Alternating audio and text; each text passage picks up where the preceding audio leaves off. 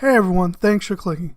This is Rocky here with some of my final thoughts on Season 2 of Marvel's Agents of S.H.I.E.L.D. So I think most of us can agree that Season 2 was far superior to Season 1, and honestly that's the case with most shows. Reason being is that typically with your first season, your first 3 to 4 episodes are all about introducing characters as well as trying to earn a full season order.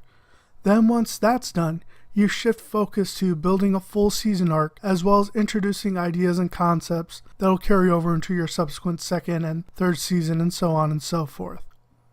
With Season 1 of Agents of S.H.I.E.L.D. we had a very slow start, and I know that lost a lot of people within those first few episodes. But then we had the huge crossover with Winter Soldier, which literally changed the entire show dynamic as S.H.I.E.L.D. was no more. The episodes that followed Winter Soldier were pretty much the best of the season. Then they introduced the ideas of hunting down Hydra, as well as rebuilding S.H.I.E.L.D. for Season 2. For me, the two biggest things about Season 2 were the idea of a real S.H.I.E.L.D. and of course Inhumans. So I'm going to focus on those two ideas a bit, as I felt one really benefited the show, and the other was pretty much a bad idea in my opinion. Alright, let's start off with the idea of the real S.H.I.E.L.D. We had a lot of moments with Mac and Bobby showing that they were essentially spying on Coulson and the team, and later learned they wanted the toolbox. I was really happy with these two characters initially, as Mac almost seemed like a possible enhanced human due to his ability to figure out mechanical and technical stuff. Just kind of feeling his way through it is kind of how it felt on the show. I really enjoyed his friendship with Fitz and how he helped him get past the need for his kind of mental or ghost Simmons that was in his mind. Then we have Bobby, who pretty much had about the best introduction of any character on the show. So we have two very strong characters involved in what appears to be a major plot that did not seem to involve Hydra. So this, combined with all the alien stuff going on involving the Kree and Asgardians, naturally made a lot of people and myself think of S.H.I.E.L.D. S.H.I.E.L.D. was basically a sister organization to S.H.I.E.L.D. that dealt primarily with intergalactic issues, which would have tied in nicely with Guardians of the Galaxy. It also made sense for why they would want the toolbox, as they would need the information gathered from the attack on New York from the Avengers. Sadly, what we ended up getting was the idea of this real S.H.I.E.L.D. that sprung up during the events of Winter Soldier. This was a result of Bobby being sent to rescue Gonzalez, along with Hartley, as one of Fury's last orders.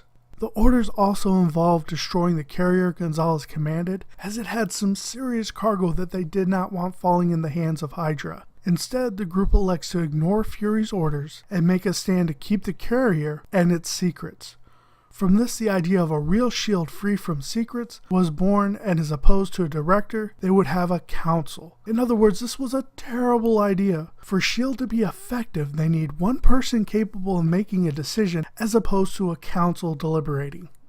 Now, aside from this notion of a council, there also came a strong hatred for anyone alien or enhanced, as they were all seen as threats. This naturally put them in direct confrontation with Coulson's ideas of helping and recruiting enhanced people, as well as his association with the Asgardian Sith. Now, I can understand why the show avoided the sword idea, as it would just muddy the series and take focus away from S.H.I.E.L.D.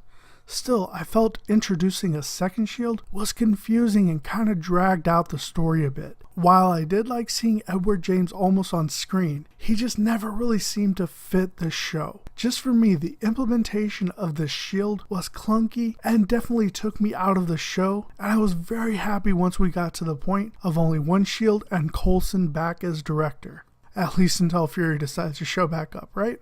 So for me, the best thing they added into Season 2 was the Inhumans, as this was a huge deal for a couple of reasons. It presents an idea that allows for Marvel to introduce people with powers, since they are unable to use mutants at this time, and we also get to see the building of the Inhuman Foundation on the show long before the Inhumans movie is released. I think right now it's scheduled for sometime in 2019.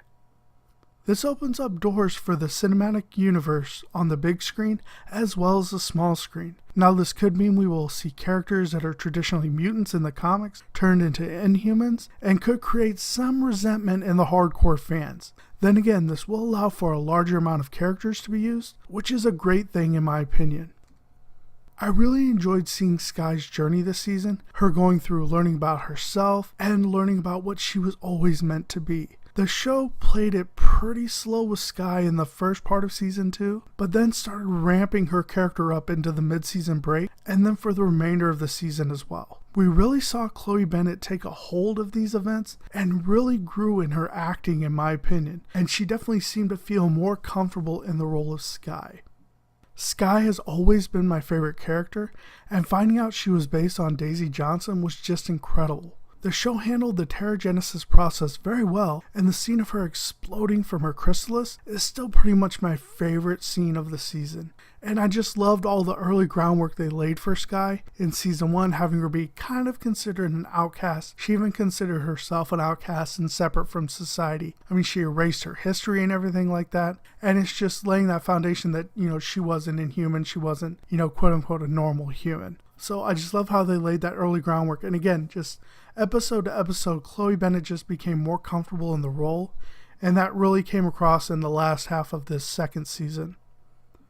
Through S.H.I.E.L.D this season, we learned a lot more about the Inhumans, about their history, and one of the best parts is they completely avoid any mention of the royal family, which I think was a very smart move. This way, we as an audience will become comfortable with this idea of the Inhumans and how they're presented, but then once the movie comes out, it will open a whole new world for the Inhumans and us as viewers. Again, Season 2 was by far superior to Season 1, and it has me really pumped for Season 3. We have the groundwork laid for more Inhumans, Kree, and Ward as a big bad.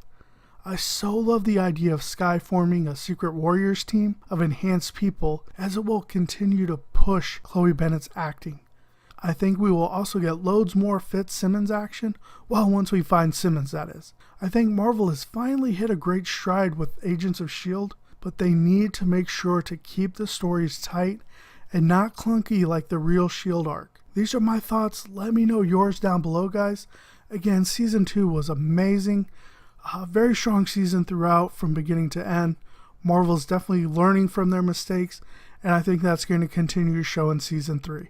So I'm definitely looking forward to Season 3. I hope you guys are as well. Go and let me know what any final thoughts you guys have on Season 2. Or again, if you have any questions on anything that happened throughout this season, go and put those down in the comments below as well.